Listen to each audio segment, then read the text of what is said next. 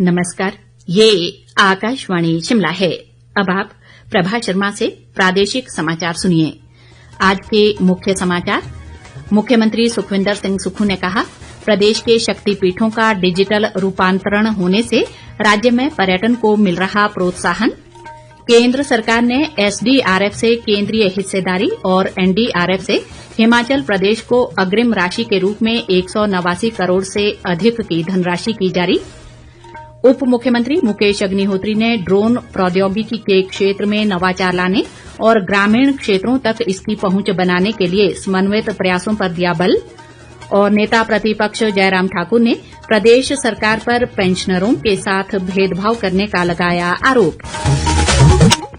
अब समाचार विस्तार से। मुख्यमंत्री सुखविंदर सिंह सुक्खू ने कहा है कि हिमाचल प्रदेश के शक्तिपीठों से देश विदेश के श्रद्धालु ऑनलाइन जुड़ रहे हैं। उन्होंने कहा कि राज्य सरकार श्रद्धालुओं और प्रदेश के शक्तिपीठों के बीच बंधन को मजबूत करने के लिए आधुनिक तकनीक का उपयोग कर रही है और नवरात्र में मंदिरों में व्यक्तिगत रूप से जाने में असमर्थ श्रद्धालुओं के लिए ऑनलाइन दर्शन की सुविधा मिल रही है। सुखविंदर सिंह सुक्खू ने कहा कि कांगड़ा जिले के ज्वालामुखी मंदिर, बज्रेश्वरी और चामुंडा मंदिर में वर्चुअल माध्यम से पूजा, धार्मिक सामग्री और दान की सुविधा दी जा रही है। उन्होंने कहा कि श्रद्धालुओं को विशेष पूजा, मुंडन संस्कार और डाक से प्रसाद प्राप्त करने की सुविधा भी दी जा रही है। मुख्यमंत्री ने कहा कि ऊना जिले के माता चिंतपूर्णी मंदिर और हमीरपुर जिले के बाबा बालकनाथ मंदिर सहित शिमला के जाखू मंदिर में भी श्रद्धालुओं को ऑनलाइन दर्शन की सुविधा दी जा रही है। उन्होंने कहा कि मंदिरों को डिजिटल रूपांतरण होने से राज्य में धार्मिक पर्यटन को प्रोत्साहन मिल रहा है। केंद्र सरकार ने एसडीआरएफ और एनडीआरएफ से अग्रिम राशि के रूप में 14 बाढ़ प्रभावित राज्यों को 5,858 करोड़ 60 लाख रुपए की राशि जारी की है। इसमें हिमाचल प्रदेश को एसडीआरएफ से केंद्रीय हिस्सेदारी और एनडीआरएफ से अग्रिम राशि के रूप में 189 करोड़ 20 लाख रुपए जारी किए गए हैं। प्रधानमंत्री नरेंद्र मोदी के कुशल नेतृत्व और केंद्रीय गृह मंत्री अमित शाह के मार्गदर्शन में इस वर्ष 21 राज्यों को 14,958 करोड़ से अधिक की धनराशि जारी की जा चुकी है। राज्य पथ परिवहन निगम ने आज अपनी स्थापना के 50 वर्ष पूरे कर लिए हैं। इस उपलक्ष्य पर निगम 12 अक्टूबर को शिमला में स्वर्ण जयंती समारोह के अलावा कई अन्य कार्यक्रमों का आयोजन करेगा। इसी कड़ी में आज उप मुख्यमंत्री मुकेश अग्निहोत्री ने शिमला स्थित मुख्य बस अड्डा में राज्य पथ परिवहन निगम के मुख्य कार्यालय में निर्मित बस संग्रहालय और वॉल ऑफ ऑनर का शुभारंभ किया, जिसमें एचआरटीसी के बेड़े में शामिल हुई बसों को दर्शाया गया है। इस अवसर पर मुकेश अग्निहोत्री ने कहा कि वॉल ऑफ ऑनर के माध्यम से निगम के सफर की जानकारी मिलेगी। उन्होंने कहा कि एचआरटीसी 50 वर्षों से अपनी वचनबद्धता के साथ लोगों को गांव-गांव तक पहुंचाने का कार्य कर रहा है। अग्निहोत्री ने कहा कि एचआरटीसी घाटे के रूटों पर भी निरंतर अपनी सेवाएं दे रहा है और निगम को घाटे से उबारने के लिए कई कदम उठाए जा रहे हैं। उप मुख्यमंत्री ने कहा कि सरकार जल्द ही 300 नई बसें खरीदेगी, जिसके लिए टेंडर हो चुके हैं। उन्होंने कहा कि वॉल्वो बसों का सारा फ्लीट भी बदलने के प्रयास किए जा रहे हैं और इस समय निगम के बेड़े में 24 वॉल्वो बसें हैं। इस अवसर पर पथ परिवहन निगम के प्रबंध निदेशक रोहन चंद ठाकुर सहित निगम के अधिकारी व अन्य गणमान्य लोग मौजूद रहे। बाद में मुकेश अग्निहोत्री ने ऊना जिला के पालकवाह में डिजिटल प्रौद्योगिकी व गवर्नेंस विभाग के सम्मेलन का शुभारंभ भी किया। ये सम्मेलन डिजिटल प्रौद्योगिकी के माध्यम से रोजगार सृजन और तकनीक को लोगों के करीब लाने व प्रदेश में सार्वजनिक सेवाओं में व्यापक सुधार व उनकी पहुंच बढ़ाने पर केंद्रित है। इस अवसर पर उप मुख्यमंत्री ने ड्रोन प्रौद्योगिकी के क्षेत्र में नवाचार लाने और इसे ग्रामीण क्षेत्रों तक पहुंचाने के लिए समन्वित प्रयासों की जरूरत पर बल दिया। उन्होंने IIIT ऊना को ड्रोन प्रशिक्षण के लिए छोटी अवधि के लिए कोर्स शुरू करने का सुझाव दिया। अग्निहोत्री ने युवाओं को ड्रोन पायलट का प्रशिक्षण देने की जरूरत भी बताई। कृषि व पशुपालन मंत्री चंद्र कुमार ने आज कांगड़ा जिला में ज्वाली विधानसभा क्षेत्र की खब्बल पंचायत में 35 लाख रुपए की लागत से निर्मित स्वास्थ्य उपकेंद्र का उद्घाटन किया। इस अवसर पर जनसभा को संबोधित करते हुए उन्होंने कहा कि प्रदेश सरकार लोगों को उनके घर द्वार के समीप बेहतर स्वास्थ्य सुविधाएं उपलब्ध करवाने के लिए प्रयासरत है। चंद्र कुमार ने कहा कि राज्य सरकार प्रत्येक विधानसभा क्षेत्र में एक आदर्श अस्पताल बना रही है, जिनमें 6 विशेषज्ञ डॉक्टर उपलब्ध करवाए गए हैं। प्रादेशिक समाचार बुलेटिन में आपका फिर स्वागत है। नेता प्रतिपक्ष जयराम ठाकुर ने आरोप लगाया है कि सरकार हिमाचल प्रदेश के पेंशनरों के साथ भेदभाव कर रही है और उन्हें महीने की 5 तारीख को मिलने वाली पेंशन अब 10 तारीख को दी जा रही है।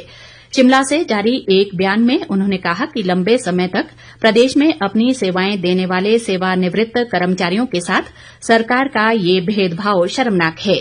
जयराम ठाकुर ने कहा कि प्रदेश के लोगों को ऐसा व्यवस्था परिवर्तन नहीं चाहिए जिसमें हर व्यक्ति को अपने अधिकारों के लिए सड़कों पर उतरना पड़े। उन्होंने सरकार से पेंशनरों के मुद्दों को गंभीरता से लेकर पेंशन समय पर देने की मांग की है।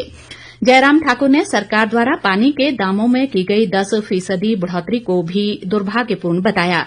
उन्होंने आरोप लगाया कि कांग्रेस ने चुनाव के समय लोगों को गारंटियां देकर गुमराह किया और अब हर तरह से महंगाई बढ़ाकर उन्हें परेशान किया जा रहा है। भाजपा के राष्ट्रीय अध्यक्ष व केंद्रीय स्वास्थ्य मंत्री जगत प्रकाश नड्डा 2 दिवसीय दौरे पर हिमाचल प्रदेश आ रहे हैं। प्रदेश भाजपा अध्यक्ष राजीव बिंदल ने बताया कि जगत प्रकाश नड्डा 4 और 5 अक्तूबर को हिमाचल प्रवास पर रहेंगे। उन्होंने कहा कि अपने प्रवास के दौरान जेपी नड्डा नवरात्रों के दिनों में धौलरा में मां दुर्गा की पूजा अर्चना में भाग लेंगे। बिंदल ने बताया कि 4 अक्तूबर को बिलासपुर स्थित एम्स में विकासात्मक गतिविधियों की समीक्षा करने के अलावा अधिकारियों के साथ बैठक भी करेंगे। इसी तरह 5 अक्तूबर को केंद्रीय मंत्री भाजपा जिला कार्यालय सिरमौर के नवनिर्मित भवन का उद्घाटन करेंगे और जनता को संबोधित करेंगे।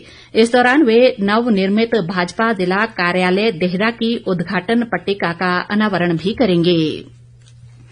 राजस्व व जनजातीय विकास मंत्री जगत सिंह नेगी ने आज किन्नौर जिला में अंतिम ग्राम पंचायत छितकुल व रक्षम का दौरा कर 22 लाख रुपए से निर्मित वन रक्षक निवास भवन का लोकार्पण किया। इसके अलावा उन्होंने रक्षम व बटसेरी पंचायतों में भी विभिन्न विकास कार्यों के उद्घाटन व शिलान्यास किए।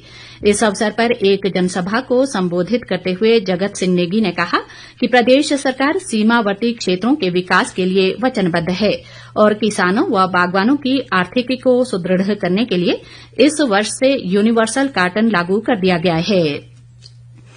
सूचना व प्रसारण मंत्रालय के केंद्रीय संचार ब्यूरो की शिमला इकाई द्वारा कंडाघाट तहसील के दाउंटी गांव में पोषण अभियान पर आयोजित 2 दिवसीय कार्यक्रम आज संपन्न हुआ। कार्यक्रम की अध्यक्षता केंद्रीय संचार ब्यूरो के क्षेत्रीय प्रचार अधिकारी प्रकाश पंत ने की, जबकि काल्हा पंचायत की प्रधान रीता देवी बतौर मुख्य अतिथि शामिल हुई। उन्होंने कार्यक्रम में मौजूद आंगनबाड़ी केंद्रों और स्कूली बच्चों सहित आंगनबाड़ी सहायिकाओं को पोषण आहार का महत्व समझाया। बाल व महिला विकास के कार्यक्रमों की सोलन जिला समन्वयक रेखा शर्मा ने गर्भवती महिलाओं के सही पोषण पर बल देते हुए विभिन्न योजनाओं का लाभ उठाने का आह्वान किया। इस बीच पोषण अभियान के तहत जिला स्तरीय संवेदीकरण कार्यशाला शिमला स्थित बचत भवन में आयोजित की गई। कार्यक्रम में उपायुक्त अनुपम कश्यप ने बतौर मुख्य अतिथि शिरकत की और किशोरियों, गर्भवती महिलाओं और स्तनपान करवाने वाली माताओं को पौष्टिक आहार के बारे में जागरूक किया। भारत संचार निगम लिमिटेड BSNL ने आज अपना 25वां स्थापना दिवस मनाया। इस मौके पर राजधानी शिमला के ऐतिहासिक रिज मैदान पर BSNL द्वारा एक रक्तदान शिविर का आयोजन किया गया, जिसका शुभारंभ निगम के मुख्य महाप्रबंधक विवेक जायसवाल ने किया। विवेक जायसवाल ने कहा कि BSNL को भारत सरकार से लगातार सहयोग मिल रहा है। उन्होंने बताया कि प्रदेश में निगम का फाइबर नेटवर्क सबसे मजबूत व विस्तृत है और आने वाले 3 सालों में BSNL एक नए व बेहतर रूप में जनता के सामने होगा। उन्होंने कहा कि कॉल ड्रॉप व नेटवर्क जैसी समस्याओं को दूर करने के लिए निगम लगातार प्रयासरत है। जायसवाल ने कहा कि प्रदेश में बीएसएनएल के 15 लाख उपभोक्ता हैं और राज्य में इसी साल अप्रैल से अभी तक 1.5 लाख से अधिक उपभोक्ता दूसरे कनेक्शन छोड़कर बीएसएनएल की तरफ आए हैं।